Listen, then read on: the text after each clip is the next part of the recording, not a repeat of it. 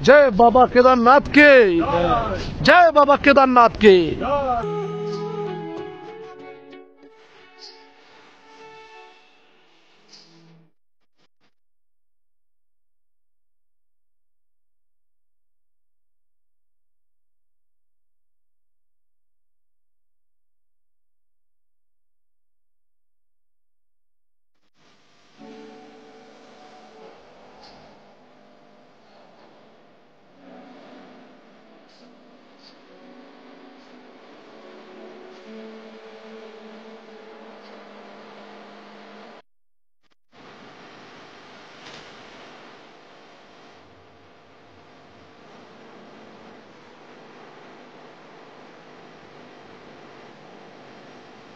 আজ কেদারনাথ বদ্রীনাথ যাত্রা 2023 ভ্রমণ সিরিজের চতুর্থ পর্ব।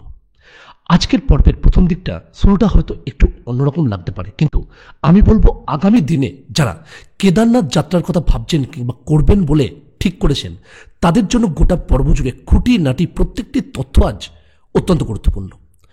মোবাইলে নেই চার্জ, ঘড়ির ব্যাটারি লো, শরীরে এনার্জি ডাউন। হয়তো এটাই এমন কোনো ঐশ্বরিক ক্ষমতা যে ঐশ্বরিক ক্ষমতায় ভক্তকে নিয়ে হাজির করে ঈশ্বরের দরবারে।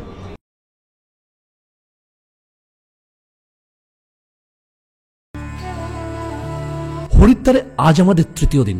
ভারতবর্ষের উত্তরাখণ্ড রাজ্যের গঙ্গার তীরের তীর্থক্ষেত্র এই হরিদ্বার, যা সমগ্র ভারতবর্ষের মানচিত্রে এক অন্যতম জায়গা করে দিয়েছে। দেশের বিভিন্ন প্রান্ত থেকে বহু ভক্তের দল তীর্থযাত্রীরা ছুটে আসছে এই হরিদ্বারে গঙ্গা স্নানে সামান্য পুণ্য অর্জনে। গঙ্গা স্নান সেরে এখান থেকেই শুরু হচ্ছে, হোক সেটা গঙ্গোত্রী, যমুনোত্রী কিংবা কেদারনাথ বদ্রীনাথ, বাবার কাছে পৌঁছানোর জন্য তাদের হিমালয়ের পথে যাত্রা। আবারও একটা নতুন দিনের শুভারম্ভ, সাথে আমরা এসে পৌঁছেছি আজ সেই শুভ মহাসন্ধিক্ষণে, যেই মুহূর্তে আমরা রওনা দেবো কেদারনাথ যাত্রার দিকে এক ধাপ এগিয়ে, কেদারনাথ যাত্রার প্রথম গন্তব্য সোনপ্রয়াগের উদ্দেশ্যে। ঘড়িতে বাজে এখন 6:42। জাস্ট আমরা হোটেল থেকে চেক আউট করলাম। ঠিক এই মুহূর্ত থেকে আজ থেকে আমাদের শুরু হবে 4 রাত্রি 5 দিনের ট্যুর। টোটালি অন্যরকমভাবে সবটা আপনাদের জানাবো সময়ের সাথে সাথে। এখন যাব মায়াদেবী কার পার্কিং, সেখানে গাড়ি আমাদের জন্য অপেক্ষা করছে। গাড়ি ছাড়বে সকাল 7টায়, কাছেই, বেশি দূর নয়। তারপর গাড়িতে উঠে আবার দেখা হচ্ছে আপনাদের সাথে।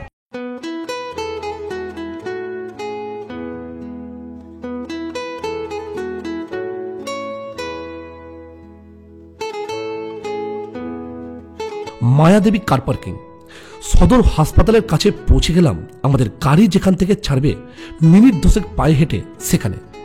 বেশিরভাগ ট্রাভেল এজেন্টদেরই ট্রাভেলার গাড়ি ছাড়ে এখান থেকেই, হোক সেটা 4 ধাম কিংবা 2 ধাম যাত্রার জন্য। বেশ কিছু কারণবশত আমাদের গাড়ি ছাড়লো সময় থেকে প্রায় 1.5 ঘন্টা লেটে।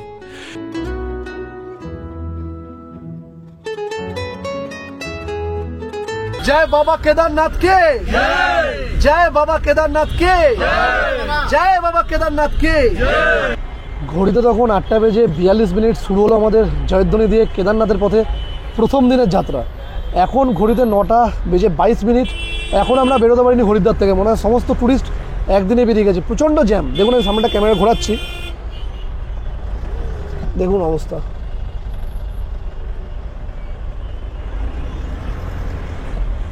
প্রচুর জ্যাম, প্রচুর গাড়ি, প্রচুর গাড়ি। তো আমাদের গাড়ি ছাড়ার কথা ছিল অ্যাকচুয়ালি 7টায়, আমাদের টাইম দেওয়া ছিল 7টায়। তো অনেকটাই দেরি হয়ে গেল। তার কারণটা হচ্ছে আমাদের প্রথম যে গাড়ি দেওয়া হয়েছিল ড্রাইভার, তো উনি গতকালই ফিরেছেন 4 ধাম ট্যুর করে। তো ওই জন্য এখানে নিয়মটা হচ্ছে যে 4 ধাম কিংবা 2 ধাম মানে কেদারনাথ বদ্রীনাথ ট্যুর করে যারা ফেরেন যাত্রা করে, তাদের গভর্নমেন্ট থেকে রুলস করা আছে একদিন রেস্ট দেওয়া হয়। তো সেই কারণে আবার আর কি গাড়িও চেঞ্জ হলো, ড্রাইভারও চেঞ্জ হলো। ওই জন্য মোটামুটি অনেকটা সময়, 1.5 ঘন্টার মতো সময় এক্সট্রা লাগলো। তো আজকে আমরা অলরেডি 14 জন মিলে ট্রাভেলার গাড়িতে ট্যুর শুরু করেছি শেয়ারে। হরিদ্বার টু হরিদ্বার হয় প্যাকেজ ট্যুর। হ্যাঁ, সেটার জন্য আপনার খরচ পড়বে 3000 থেকে 3200 টাকা এর মধ্যেই। তো তার জন্য পাবেন ট্রাভেল এজেন্সি। হরিদ্বারের আনাচে কানাচে এরকম প্রচুর ট্রাভেল এজেন্ট আছে, তো তাদের মাধ্যমে আপনারা বুক করতে পারেন এই ট্রাভেলার গাড়ি। তো মেন রোডেও পাবেন, হরকিপৌড়ি ঘাটেও পাবেন, বিষ্ণুঘাটেও পাবেন, প্রচুর ট্রাভেল এজেন্ট রয়েছে। 14 জনের অচেনা গ্রুপে বাঙালি বলতে আমরা 2 জন, বাকি সব কেউ বিহার, কেউ ঔরঙ্গাবাদ, কেউ উত্তরপ্রদেশ, আবার কেউ কেউ রাজস্থান। সময় এগোতে থাকুক, পর্ব এগোতে থাকুক, প্রত্যেকটা তথ্য আপনাদের জানাবো। কিভাবে আমরা শুরু করেছি তো জানালাম, এবং শেষ অবধি কীভাবে শেষ করলাম প্রত্যেকটা জিনিস খুঁটিনাটি আপনাদের সঙ্গে অবশ্যই শেয়ার করব, যাতে করে আগামী দিনে আপনাদের 4 ধাম যাত্রা কিংবা 2 ধাম যাত্রা, মানে আমরা যেরকম করছি কেদারনাথ বদ্রীনাথ, কোনো রকম অসুবিধে বা সমস্যায় পড়তে না হয়।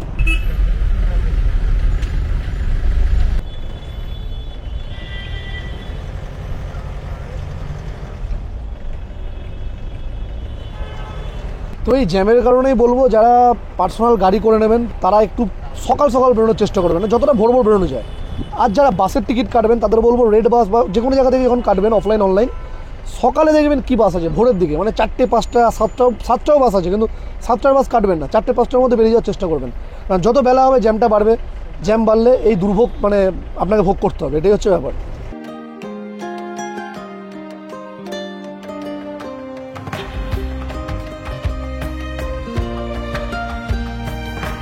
একেই কালকে অনেক রাত করে ঘুমিয়েছি, এডিটিংয়ের কিছু কাজ ছিল, ঘুম সেভাবে হয়নি, আবার উঠে পড়েছি ভোর রাত্রে, কারণ প্যাকিংগুলো ছিল, তাড়াতাড়ি আসার এখানে টাইম ছিল 7টার মধ্যে, এইসব কারণে ঘুমটাও সেভাবে হয়নি। 3-3.5 ঘন্টা হয়তো খুব বেশি হলে ঘুমিয়েছি, তাও নয়, চোখে পুরো ঘুম ঘুম পাচ্ছে, এরকম অবস্থা, বসে আছি সামনে, ঘুমোতেও পারছি না।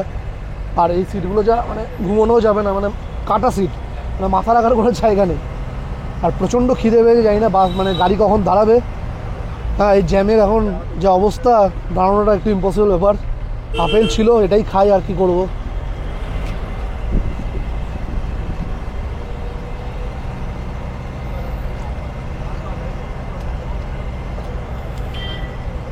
এরকম সমস্যার আপনারা সম্মুখীন হতে পারেন, তাই ব্যাগে যতটা পারবেন ফল শুকনো খাবার রাখার চেষ্টা করবেন।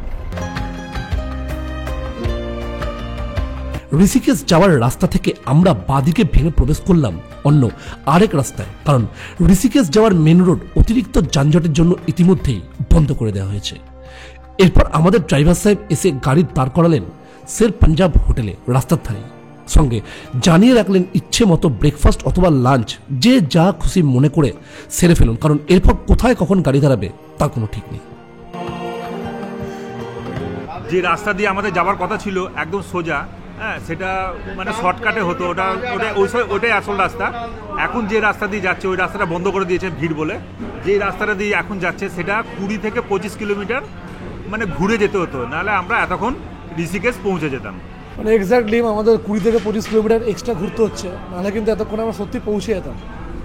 যাই হোক, আমরা এখন দাঁড়িয়েছি শেরে পাঞ্জাব ধাবা, এখানে খাওয়া দাওয়া কিছু করে দিতে হবে, কারণ এরপরে কখন মানে দাঁড়াবে গাড়ি কোনো ঠিক নেই। আজ 2 দিন পরে ভাত খাচ্ছি, তাও আবার নিরামিষ। মানে যে ছেলে একদিন নিরামিষকে ঘরে থাকতে পারে না, 4 দিন ধরে আজকে নিরামিষ চলছে, তাই তো? সাধারণত 3-4 দিন ধরে নিরামিষ চলছে, তাই তো? একদম তাই হচ্ছে ব্যাপার। গতকালকেও ভাত খাওয়া হয়নি অ্যাকচুয়ালি, কালকে তো গেছিলাম মনসা দেবী মন্দির, তারপর চণ্ডীমাতা দেবী টেম্পল, রোপওয়ে করে, ওখানে অনেকটা সময় চলে গেছে, খাওয়া দাওয়া সেভাবে কিছু করেনি, ভাতই খাওয়ানি, ওই জুস, লেমন জুস এসব দিয়ে কাজ চালিয়ে নিতে হয়েছে। অ্যাকচুয়ালি ব্যাপারগুলো কী জানেন তো, মানে এগুলো না কখনো ম্যাটার করে না। মানে এই সময় যখন ভগবানের দরবারে এসেছি, ভগবানের কাছে এসেছি, খাওয়া হলো কি না হলো কোনো কিছু মনে হয় না। মানে এটা জানি না, এটা মানে কী বা কেন হয় মনে, এর উত্তর জানা নেই। প্লেন রাইস, এটা দিয়েছে রায়তা, এটা তরকা, ডাল তরকা, এটা আলু মটরের একটা সবজি। আচ্ছা, এটা হচ্ছে আমরা এক্সট্রা নিয়েছি, এর সাথে নয়, এটা হচ্ছে আলু ভাজি ওরা যেটা বলছে, কিন্তু আমাদের এখানে এটাকে বলা হয়তো আলু মাখা কিংবা আলু কষা, এক্স্যাক্টলি ওরকম। ওটা বলছে আলু ভাজি, জিরে টিরে দিয়ে করেছে। সনাতনদা যেটা নিচ্ছে ওটা হচ্ছে আচার, এটা হচ্ছে ভিনিগারের পেঁয়াজ, এটা ধনেপাতার চাটনি, এটা লঙ্কা, আর এটা আবার লঙ্কার চাটনিও দিয়েছে। আলু ভাজা বাদে এই থালির আমাদের দাম পড়েছে, এটা হচ্ছে রাইস জেনারেল থালি, তো এই থালির দাম 140 টাকা। আর আলু ভাজাটার দাম পড়েছে 1 প্লেট, এটা 1 প্লেট কোয়ান্টিটি 180 টাকা। কোনো দিন মানে ভাবেও নি কেদারনাথের যাওয়ার জন্য রওনা দেবো, কেদারনাথ যাব, কেদারনাথ ট্রেক করে যাব, মানে জানি না কোথা থেকে কী হয়ে গেল। হয়তো এটাই ভক্তের প্রতি ঈশ্বরের স্নেহ ভালোবাসা, ঈশ্বরের প্রতি ভক্তের টান, হয়তো এটাই এমন কোনো ঐশ্বরিক ক্ষমতা যে ঐশ্বরিক ক্ষমতায় ভক্তকে নিয়ে হাজির করে ঈশ্বরের দরবারে। সত্যি তাই, বাবা যদি তার সন্তানকে তার কাছে না ডাকেন তাহলে ওনার কাছে পৌঁছানো আমাদের জন্য বড়ই কঠিন। সময়ের হাত ধরে আজকের বাস্তবিক রূপ এটাই হয়তো আমাদের শিখিয়ে দিয়ে গেল বরাবরের জন্য।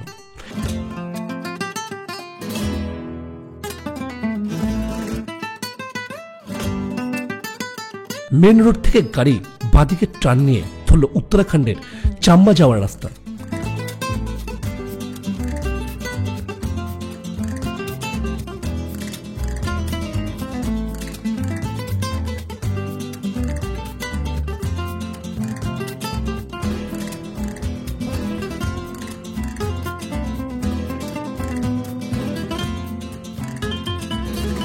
আবহাওয়ার যে আস্তে আস্তে একটা পরিবর্তন হচ্ছে, আমরা পাহাড়ের ওপরে উঠছি, এটা কিন্তু লক্ষ্য করছি আর অনুভবও করতে পারছি, মানে ফিল করছি।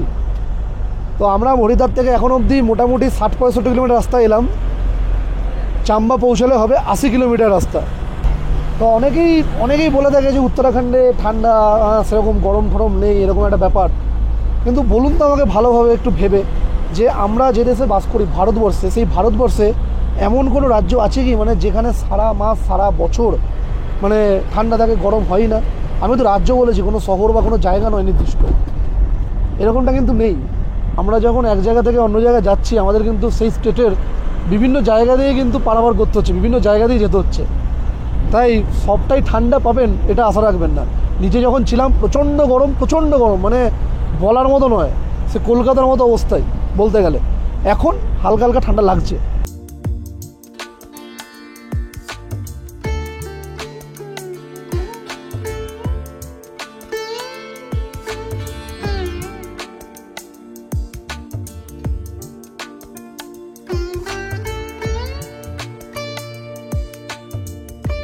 কি ভাবছেন এর থেকে ভালো জল, ন্যাচারাল ওয়াটার আর কোথাও পাবেন না। তীব্র গরমে জলের চাহিদা, পাহাড়ের যত উপরে উঠবেন জলের দাম দুটোই কিন্তু বাড়বে।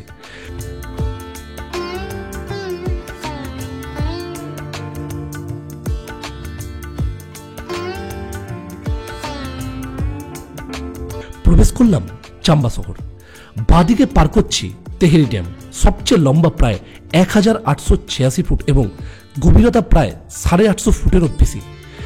ঘড়িতে বাজছে 4:42। মনে হয় আজ কপালে একটু দুর্ভোগ লেখাই আছে, কারণ এখনও আমরা সোনপ্রয়াগ থেকে 120 কিলোমিটার নাকি সনাতনদা, 120 কিলোমিটার মতন পিছিয়ে আছি। এখনো 120। কারণ এত দেরি হতো না, কারণ আমরা আপনাদের তো আগেই বলেছি যে আমরা একটু অন্য রাস্তায় এসেছি, কারণ এতটাই রাস্তা জ্যাম ছিল। আমাদের পরে যে গাড়িগুলো ছেড়েছে তারা এখন অবধি মোটামুটি সোনুপ্রয়াগের রাস্তায় মাত্র 30-35 কিলোমিটার এসছে। এতটাই জ্যাম, তারা কখন পৌঁছবে তাদের তো কথা আলাদা, আমাদের পৌঁছতে রাত 10টা বেজে যাবে। তারপর কি হোটেল নেবো না কি করব, আবার কালকে কেদারনাথ যাত্রা। হয়তো সোনপ্রয়াগ নেমেই খানিকটা রেস্ট নিয়ে আবার শুরু করতে হবে কেদারনাথের জন্য যাত্রা। জানি না এখন কী হবে, কারণ 2-3 ঘন্টার জন্য রেস্ট নিয়ে আর কি করবো, হোটেল নিয়ে বা কি করবো, হোটেল নিয়ে কি করবো? তাছাড়া রেস্টটা তো একটু দরকার, কিন্তু সেই পজিশনে আমরা আসতে পারছি না, মানে রুম পাবো কি পাবো খুব মানে হ্যাঁ খুব চিন্তায় আছি, খুব চাপে আছি, মানে কি হবে না মনে হচ্ছে। গাড়ির ভিতরে রেস্ট নিতে হবে, 2 ঘন্টা রেস্ট নিয়ে হয়তো যাত্রা শুরু করতে হবে 2টোর সময়, 2-3টে মানে। আর হ্যাঁ তাড়াতাড়ি শুরু করে দেবো, মানে যদি দেখি যে 10:30-11টা বেজে গেছে, হোটেল পাচ্ছি না, তাহলে মোটামুটি আমরা 2টো থেকে 3টের মধ্যে যাত্রা আরম্ভ করে দেবো কেদারনাথের দিকে। একদম যাই হোক, বাবার দুয়ারে এসছি, একদম বাবাই সব ঠিক করে দেবে। বাবাই যখন ডেকেছে, বাবাই যখন টেনে নিয়ে এসছে, এখন দেখুন বাবা না ডাকলে, বাবা না টানলে আপনি কিন্তু আসতে পারবেন না। বাবা যখন নিয়ে এসছে, বাবার দরবারে এসছি, বাবাই সব ঠিক করে দেবে। আর এত খিদে পেয়েছিল ওই জন্য একটু ম্যাগি নিলাম এখানে, 50 টাকা দাম ম্যাগির, দামটা একটু বেশি যেহেতু অনেকটাই উঁচুতে আমরা এখন আছি পাহাড়ের। এই দেখুন গাড়িগুলো যাচ্ছে, অধিকাংশ গাড়ি কিন্তু এই ধার থেকেই যাচ্ছে। একদম যেহেতু ওই রুটটা একটু মানে পুরো জাম, প্রচুর তীর্থযাত্রী এসছে, প্রচুর, মানে এটা কল্পনার বাইরে। আমি তো কিছু ঝলক আপনাদের জ্যামের দেখালাম, মানে এটা সত্যি করে কল্পনার বাইরে।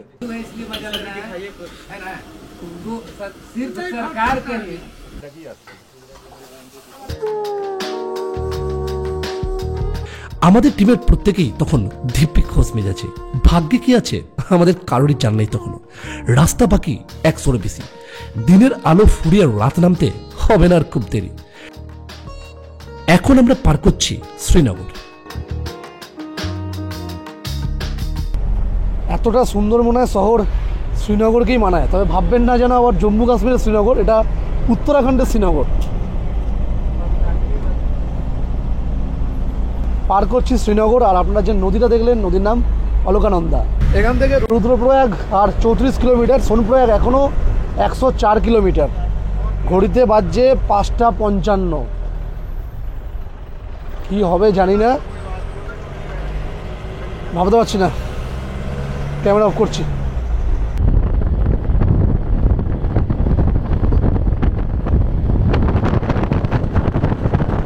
5 মিনিটের জন্য নেওয়া হয়েছে একটু বিরতি, কারণ ওখানে জল মন্দির আছে জলের ওপরে, সেটা দেখানোর জন্য।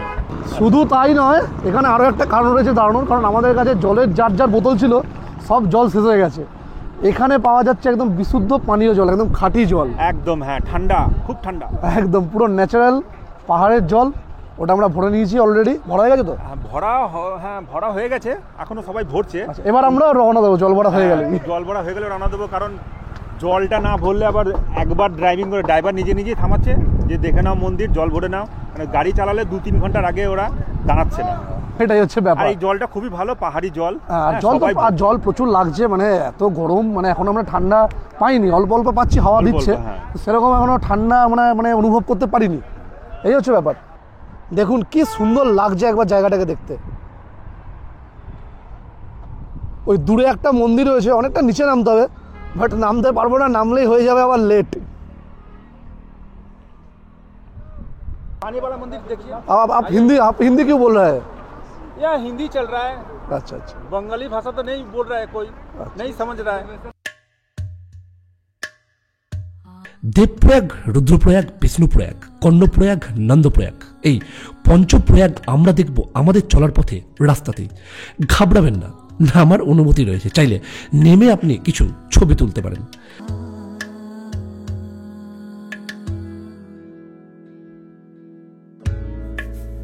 আমাদের সামনে এখন রুদ্রপ্রয়াগ। দেবপ্রয়াগ থেকে ভায়া শ্রীনগর হয়ে 68 কিলোমিটার দূরে অলকানন্দা ও মন্দাকিনীর সঙ্গমস্থল এই রুদ্রপ্রয়াগ।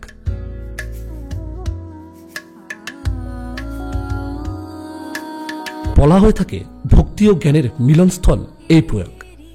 কেদারনাথ ধাম থেকে আসা বেগবতী মন্দাকিনী অর্থাৎ জ্ঞান, বদ্রীনাথ ধাম থেকে নেমে আসা অলকানন্দা তথা ভক্তি।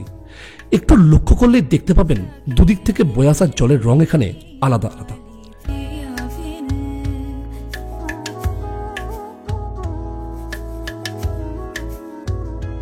এরপর আর কোথাও দাঁড়ানো নয়, সোজা সনপ্রয়াগ।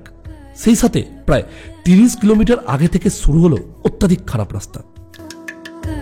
যদি মনে করেন যে অনেকটা রাত হয়ে যাচ্ছে, তাহলে কিন্তু আপনারা চাইলে সোনপ্রয়াগের আগে গুপ্ত কাশী অথবা ফাটাতেও রাত্রিবাস করতে পারেন। জানিয়ে বিস্তারিত আমি আপনাদের জানাবো আগামী দিনে এই ভ্রমণ সিরিজের শেষ পর্ব কেদারনাথ ট্যুর গাইড ভ্রমণ ভিডিওতে। ঘড়ি তখন রাত 10:30টার ঘর ছুঁয়েছে। শেষটুকু খারাপ রাস্তার তরতাজা স্মৃতি নিয়ে আমরা সম্পূর্ণ করলাম হরিদ্বার থেকে সোনপ্রয়াগ আমাদের প্রায় 14 ঘন্টার জার্নির এক বিরল অভিজ্ঞতা।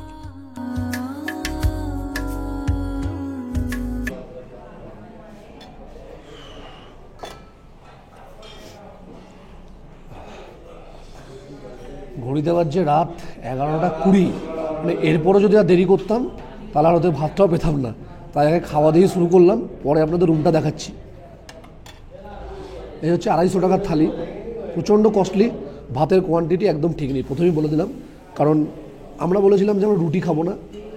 রুটি ছিল, মানে পুরো থালিটার সাথে রুটি ছিল, রুটির বদলে বলা হলো তাহলে আমরা ভাত বেশি করে দেবো, কিন্তু এই দেখুন ভাতের কোয়ান্টিটি এইটুকুই। ডাল দিয়েছে, মিক্স ভেজ, পেঁয়াজ, আর এটা রায়তা বলছে, কিন্তু রায়তা নয়, টক দই আর পাঁপড়। এই হচ্ছে 250 টাকা, প্রচণ্ড কস্টলি। কি করবো, এই খেতে হবে, কিছু করার নাই। যেখানে যেমন সেখানে তেমন মেনে নিতে হবে। শরীর প্রচণ্ড টায়ার্ড, মানে আর কিছুই ভালো লাগছে না। অ্যাকচুয়ালি মোবাইলে নেই চার্জ, ঘড়ির ব্যাটারি লো, শরীরে এনার্জি ডাউন, সব কিছু চার্জে বসিয়ে শরীরকে চার্জ করতে এলাম। এই হচ্ছে আমাদের রুম। ওয়ারড্রপ একটা বিশাল বড় রয়েছে, ডাবল বেড, ওদিকে টুল, এদিকে রয়েছে চেয়ার, আর এদিকেও দুটো দিয়েছে টেবিল, সেন্টার টেবিল, আর এদিকটা রয়েছে আয়না। রুমে রয়েছে 3টে প্লাগ, এদিকে ওদিকে একটা প্লাগ আছে, আর এইটা হচ্ছে বাথরুম। এই হচ্ছে বাথরুম, গিজার রয়েছে, আমরা গিজার চালিয়েছি, গিজার ঠিকঠাকই কাজ করেছে, অসুবিধা কিছু হয়নি। আর ওয়েস্টার্ন টয়লেট, হ্যান্ড শাওয়ারও আছে, আর এদিকটা হ্যাঙ্গার। গিজার কিন্তু না নিলে এখানে একটু সমস্যা, কারণ ঠান্ডাটা একটু বেশি। তো গিজার যেহেতু আমাদের রুমে আছে, আমাদের রুমের ভাড়াটা একটু বেশি পড়েছে। কয়েক ঘন্টা মাত্র থাকবো, এক রাত হিসেবে ভাড়া ধরা হয়েছে 2000 টাকা। আমরা সোনপ্রয়াগের থেকে 3-4 কিলোমিটার আগে আছি। লাস্ট অবধি গাড়ি যেতে পারিনি সোনপ্রয়াগ অবধি, কারণ সোনপ্রয়াগ অবধি যাওয়ার জন্য আমাদের অনেকটা সময় চলে যেত। অলরেডি রাত হয়ে গেছে, এরপরে সোনপ্রয়াগ গেলে তো হোটেলও পেতাম না, কারণ প্রচুর গাড়ির জ্যাম ছিল। এখনও গাড়ির জ্যাম রয়েছে, তাই তো সনাতন দা? প্রচুর হ্যাঁ মোটামুটি এরা যা শুনলাম দেড়টা দুটো অবধি থাকবে রাত। তো তারপরে আস্তে আস্তে জ্যামটা ক্লিয়ার হয়ে যাবে। আর বেশি জ্যাম লাগাচ্ছে বাসে, এই হচ্ছে ব্যাপার, মানে বাস এত ঢুকছে। হ্যাঁ আর এত এখন ট্যুরিস্ট এসছে, এক্স্যাক্টলি, মানে এত ট্যুরিস্ট এসছে, এত ট্যুরিস্ট, মানে মানে মানে না দেখলে বিশ্বাস করবেন না, এত ট্যুরিস্ট এসছে, এত জ্যাম। এই হোটেলে ভাগ ভাগ করে আছি, এখানে কেউ আছি ওখানে কেউ আছি, তো 2-3টে হোটেল মিলিয়ে আছি। তো আমাদের এখন প্রোগ্রামটা হলো, আমরা কালকে বললে ভুল হবে, অলরেডি 11:56 বেজে গেছে। তো আমরা আর কয়েক ঘন্টা পর বেরোবো কেদারনাথের পথে যাত্রার উদ্দেশ্যে, ওই 2:30 কি 3টের মধ্যে। জাস্ট 1 ঘন্টা কি 1.5 ঘন্টা হয়তো একটু রেস্ট পাবো, তাও নাও পেতে পারি। আজকের জন্য গুড নাইট, অবশ্য আজকের জন্য না, কয়েক ঘন্টার জন্য গুড নাইট। একটু পরে আমরা রওনা দেবো আমাদের কেদারনাথ যাত্রার পথে। টাটা, দেখা হচ্ছে আর কিছুক্ষণ পরে।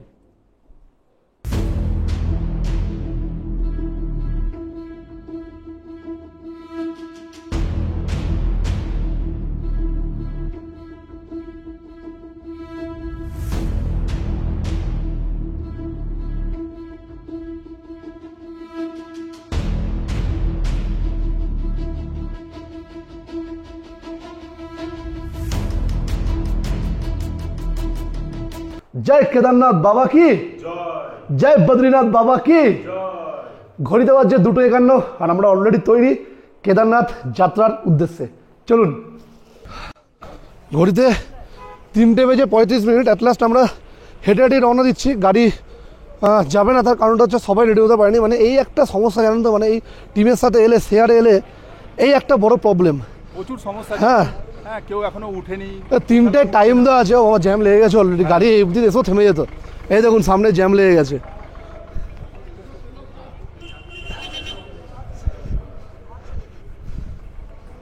তো এই হচ্ছে প্রবলেম। 3টে টাইম দেওয়া হয়েছে, অলরেডি 3:30 বেজে গেছে, এখনও মানে তাদের বিভিন্ন রকম বাহানা। ঠিক আছে, আর কি করা যাবে, আমরাই বেরোলাম পায়ে হেঁটে, কারণ আমাদের তাড়াতাড়ি কেদারনাথ যাত্রা শুরু করা, এটাই হচ্ছে আসল উদ্দেশ্য, তাই তো সনাতন দা? হ্যাঁ, অবশ্যই।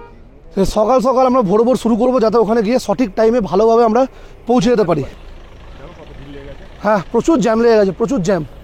আর গাড়ি অবধি আসতো, ঠিকই বলেছে আমাদের ড্রাইভার সাহেব। হ্যাঁ দেখুন প্রচুর প্রচুর জ্যাম, প্রচুর জ্যাম। তো আমরা এখান থেকে হেঁটে 3-3.5 কিলোমিটার দেখাচ্ছে, তাই তো সনাতন দা? হ্যাঁ হ্যাঁ, 4 কিলোমিটার একটু কম। সোনপ্রয়াগ যাব, সোনপ্রয়াগ থেকে আমরা গাড়ি ধরবো গৌরীকুণ্ড যাওয়ার জন্য। চলুন সোনপ্রয়াগে গিয়ে আবার দেখা হচ্ছে। ভোর তখন 4টেও বাজেনি, তার মধ্যেই আমাদের মতো প্রত্যেকে কাঁধে ব্যাগ, হাতের লাঠি নিয়ে বেরিয়ে পড়েছে জনে জনে, বাবার ডাকে, বাবারই দেখানো পথে বাবা কেদারনাথ মন্দিরের উদ্দেশ্যে। আমরা এখন যে জায়গায় দাঁড়িয়ে আছি এটাকে বলা হচ্ছে সীতাপুর চেকপোস্ট। ঠিক এখান থেকে কিন্তু কোনো গাড়ি আর আসবে না, এই যে গাড়ি সব নেমে যাচ্ছে নিচে পার্কিংয়ে।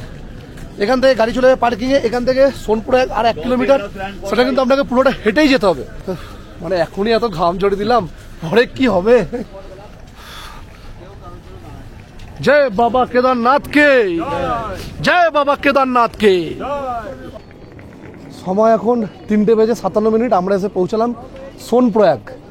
এই যে লাইনটা দেখছেন আমার পেছনে, এটাই কিন্তু হচ্ছে সোনপ্রয়াগ থেকে গৌরীকুণ্ড যাওয়ার জন্য শেয়ার ট্যাক্সির লাইন। প্রচুর লোক, তাই অনেকটা আগেই লাইন পড়ে গেছে।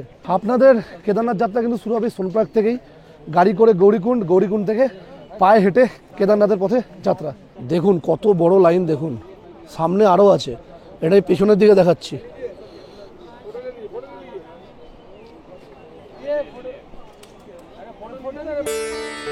আবারও বলছি, যেটা হয়তো আর কেউ বলবে না, সীতাপুর চেকপোস্ট অব্দি গাড়ি আসবে না। সোনপ্রয়াগ আসতে হলে আপনাকে ওইটুকু রাস্তা পায়ে হেঁটে আসতে হবে, ঠিক আমরা যেভাবে এলাম।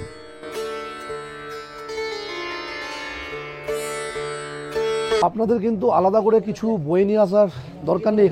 এখানে সবটাই পাবেন। চাইলে ওষুধপত্রের দোকান আছে, এখান থেকে নিয়ে নিতে পারেন। শুকনো খাবার যেমন ধরুন কাজু, কিশমিশ, খেজুর, বিস্কুট, চিপস কিংবা লজেন্স, চকলেটস সবটাই এখানে পেয়ে যাবেন। আর এখানে জামা প্যান্ট, রেনকোটেরও দোকান রয়েছে। চাইলে কিন্তু যদি মনে হয় যে রেনকোট নিয়ে যাবেন, বৃষ্টির সম্ভাবনা রয়েছে, বৃষ্টি তো প্রায় হয়, তাহলে কিন্তু রেনকোট এখান থেকে নিয়ে নিতে পারেন। ছাতা সবটাই পাবেন। এই দেখুন সমস্ত দোকানপাটি কিন্তু এখানে রয়েছে।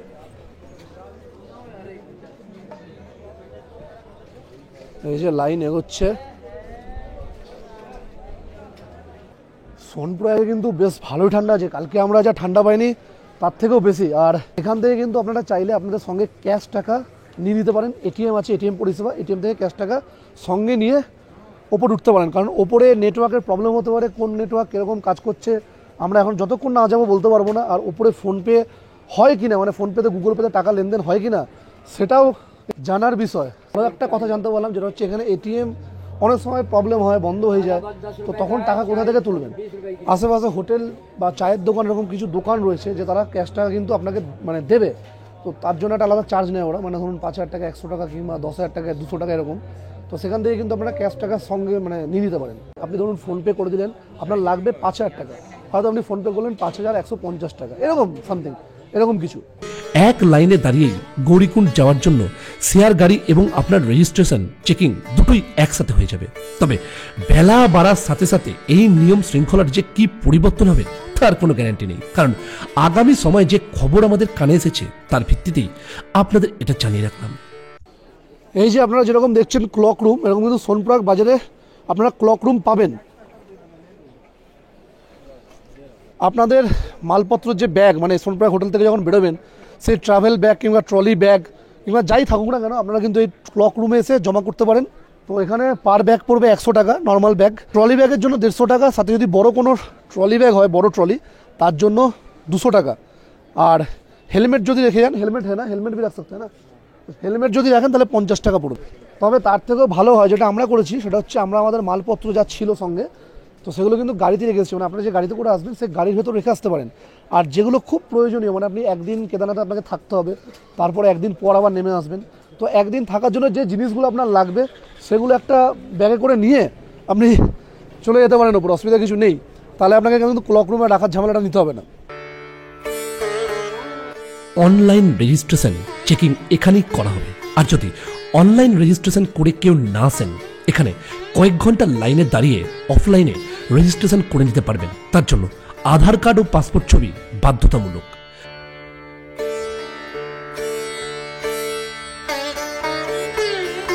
লাইন ছেড়ে এখন নিচ্ছি লাঠি, যেই লাঠি আমাদের কাজ দেবে কেদারনাথ যাত্রায়। কোনটা ঠিক আছে? কিতনা দাদা? 40 রুপিয়া, 40 টাকা শেয়ারে প্রতিজন 50 টাকা করে। আমরা এসে পৌঁছালাম অবশেষে গৌরীকুণ্ড। সোনপ্রয়াগ থেকে দূরত্ব 5 কিলোমিটার।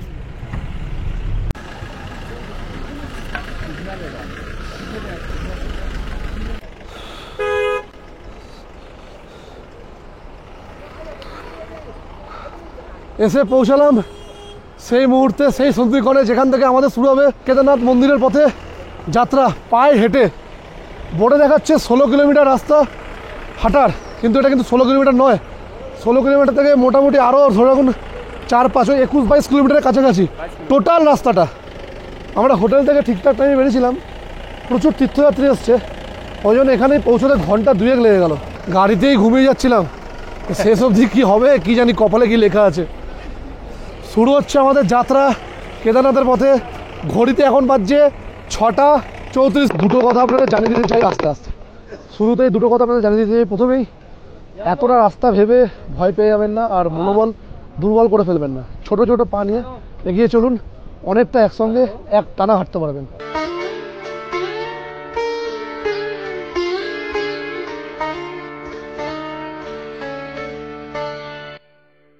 যদি মনস্থির করে থাকেন ঘোড়ায় করে উপরে উঠবেন, তাহলে এই নিচে থেকেই পার্চি নিয়ে সঠিক সরকারি রেট প্রায় 3,000 টাকার বিনিময়ে বুকিং কাউন্টার থেকে বুকিং করে ঘোড়ায় চড়েই যাত্রা শুরু করুন। কারণ যত ওপরে উঠে আসবেন এই রেট কিন্তু ততই বাড়বে। এই হচ্ছে গৌরীকুণ্ড। শাক সবজি ফল মিষ্টি স্টেশনারি মুদিখানা খাবার হোটেল থাকার হোটেল সবটাই এখানে পাবেন। তাই আমি বলবো যদি সম্ভব হয় আগের দিন রাতেই এখানে এসে রাত্রিবাস করে এখান থেকেই যাত্রা শুরু করুন। এখানে হোটেলের কোনো অভাব নেই। 300 থেকে শুরু করে 1,000-1,500 টাকার সব রকম রুম এখানে পেয়ে যাবেন। গৌরীকুণ্ডে গৌরীদেবীর মন্দির, ভগবান তো সব জায়গায় সবসময় রয়েছে, তাই এখান থেকেই আরও একবার ওনার নাম নিয়ে শুরু করুন কেদারনাথের পথে যাত্রা।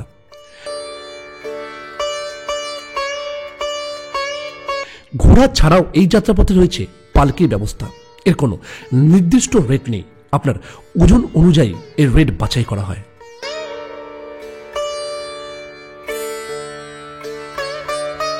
এছাড়াও পাবেন পিট্টু, কাঁধে করে মানুষ অথবা লাগেজ দুটোই নিয়ে যাওয়া যায়।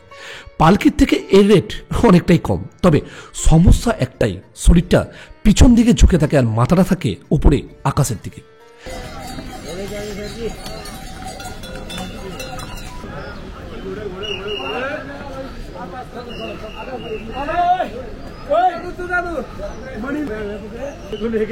এখান থেকে জঙ্গল চটি 3 কিলোমিটার।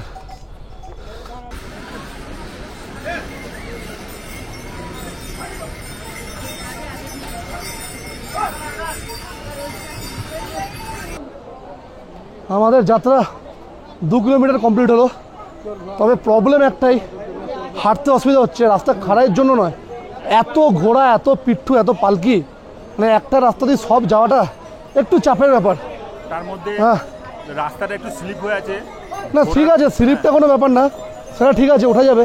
কিন্তু এক রাস্তাতে আপনাদের দেখালাম কিছু মুহূর্ত, প্রচুর ঘোড়া, পালকি, পিট্ঠু একসাথে। আর আপনাদের সঙ্গে যদি কোনো ছোটোখাটো লাগেজ থাকে, মানে ধরুন কিট ব্যাগ, এই যে সনাতনদের কাছে যেরকম আছে, দেখে পিছনে ঘোরা একবার, এরকম কিট ব্যাগ যদি সঙ্গে থাকে, পিট্ঠুতে কিন্তু আপনারা সেটা নিতে পারেন। পিট্ঠুতে যদি লাগেজ নিয়ে যেতে চান, মোটামুটি ধরে চলুন 2,500 থেকে 3,000। এরপর দরদামটা আপনাকেই করতে হবে, আবার হাঁটবেন।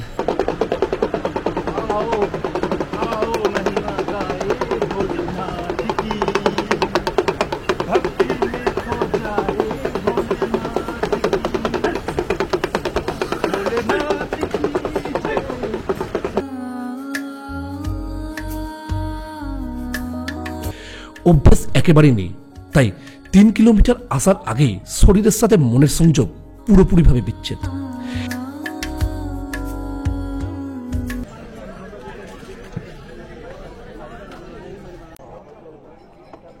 একটু বসতেই হলো, আর পারা যাচ্ছে না, কারণ ধরে নেই প্রাণ, ব্যাটারি একটু চার্জ করতে হবে। একটু শশা খাচ্ছি।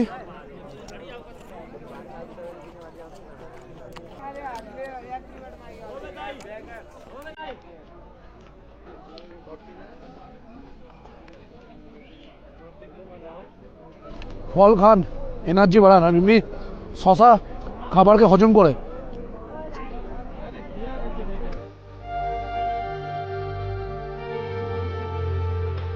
পরের গল্পটা লেখা হয়েছিল কোনো অচেনা ভ্রমণ ডায়েরির কোনো এক পাতায়, একটু আলাদাভাবে এই যাত্রাপথে। তখনও সঠিক হিসেব অনুযায়ী আমরা কেদারনাথ মন্দির থেকে 18 কিলোমিটার পেছনে। অনেকটা সময় পার করে সঠিক সিদ্ধান্ত নিয়ে কেদারনাথ বদ্রীনাথ যাত্রা 2023-এর আসল গল্পটা লিখেছিলাম ঠিক এই মুহূর্তের পর থেকেই। তাই আর দেরি নয়, ফিরে আসছি খুব তাড়াতাড়ি। দেখা হচ্ছে আপনাদের সাথে কেদারনাথ যাত্রার বাকি গল্প নিয়ে আবারও আগামী পর্বে। ততক্ষণ ভালো থাকবেন, সুস্থ থাকবেন। আজকের জন্য শুভরাত্রি।